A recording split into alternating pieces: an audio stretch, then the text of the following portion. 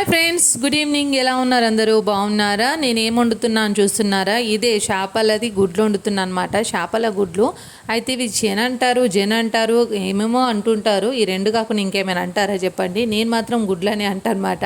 సరే, ఈ గుడ్లని మీరు కూడా ఫిక్స్ అయిపోండి. తెలిస్తే మాత్రం నాకు కామెంట్ చేయండి. ఒక్కొక్క ఏరియాలలో ఒక్కొక్కలాగా పిలుస్తారు. సరే, ఇది అంత కథ ఎందుకు కాక ముందు మ్యాటర్ చెప్పంటారా? అదే ఇది వండుతున్నాం అనమాట. మనము ఇది వండాలంటే ముందు దాన్ని కడిగి పెట్టుకుని దాంట్లో కొంచెం పసుపు వేసుకొని ఫస్ట్ కొంచెం ఉడకబెట్టుకోవాలి. ఎందుకంటే అది ఉడికింది అనుకోండి దాంట్లో ఉన్న నీసు వాసన పోతుంది అనమాట. మనం వండుకోవడానికి చాలా బాగుంటుంది. వండిన తర్వాత టేస్ట్ ఇంకా బాగుంటుంది. సింపుల్గా ఇలా ఉడికిన తర్వాత ఏం చేయాలంటే వాటర్ని అంతా వంపేయాలి. వంపేసిన తర్వాత ఆ గుడ్లు అనేవి ఇలా తయారవుతాయి. మనం కలుపుకోవచ్చు అనమాట. కలుపుకున్న తర్వాత అవి కొంచెం ఉడికాయి అని అనిపించినప్పుడు మనం ఆ వాటర్ అంతా వంపేసుకోవాలి. అంటే బాగా కొంచెం నీసు వాసన పోయేలాగా చూసుకోవాలన్నమాట.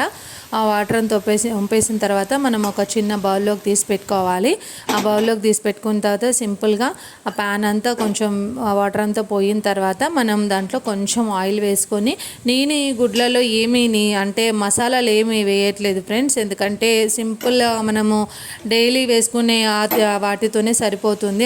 ఆ ఇంగ్రీడియంట్స్ చాలా అనమాట.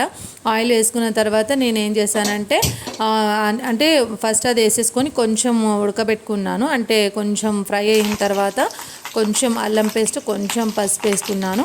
తర్వాత సాల్ట్, అదే ఉప్పు, కారం వేసేసుకున్నాను అనమాట. సింపుల్గా అయిపోయింది. కానీ బాగా బాయిల్ చేసుకోవాలి, మంచిగా ఫ్రై అవ్వాలి. మనం కొంచెం ఫ్రై బాగా చేసుకుంటే ఇంకా టేస్ట్ బాగా వస్తుంది అనమాట. నేనైతే వండిన ఇట్లా టేస్ట్ మాత్రం చాలా బాగుంది. ఉప్పు కారం వేసేసుకోవాలి, బాగా కలుపుకోవాలి. ఇలా కొంచెం అదే నేను కలుపుతున్నప్పుడు చూస్తున్నారు కదా, ఇలా వస్తుంది అనమాట. కానీ మనం అవన్నీ విరిచేసేసి మనం ఇట్లా మంచిగా డీప్గా ఫ్రై చేసుకోవాలన్నమాట. టేస్ట్ మాత్రం చాలా బాగుంది. మీకు కూడా నచ్చితే మీరు కూడా ట్రై చేయండి. ఎవరికైనా నచ్చితే అంటే మసాలా కూడా యాడ్ చేసుకోవచ్చు. బట్ ఇది ఎందుకంటే ఇది చిన్న ఫ్రై కాబట్టి దీనికి అంత అవసరం లేదనుకున్నాను. సింపుల్గా అయినా కానీ చేశాను. కానీ ఫైనల్ టచ్గా కొంచెం పుదీనా, కొంచెం కరివేపాకు వేసుకోండి. టేస్ట్ మాత్రం చాలా చాలా బాగుంది. మీరు కూడా ట్రై చేయండి.